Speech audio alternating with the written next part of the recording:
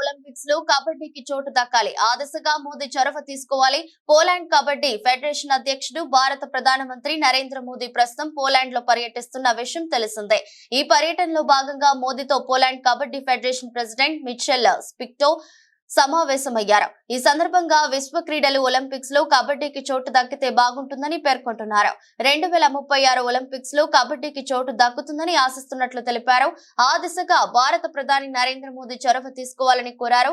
కాగా 2036 ఒలింపిక్స్ నిర్వహణకు భారత్ బిడ్డింగ్ వేస్తుందని ఇప్పటికే మోదీ వెల్లడించిన విషయం తెలిసిందే.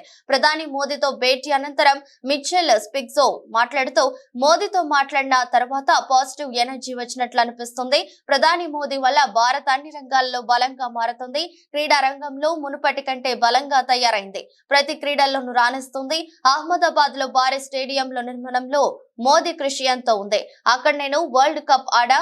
ఇక 2036 ఒలింపిక్స్ విశ్వ క్రీడలను నిర్వహించేందుకు భారత్ గట్టిగా ప్రయత్నిస్తే బాగుంటుందని, ఆ బిడ్డింగ్ ను దక్కించుకుంటుందని అనుకుంటున్నాని, అందులో కబడ్డీ ఉంటుందని ఆశిస్తున్నాని మిచెల్ స్పిక్సో చెప్పుకొచ్చారు.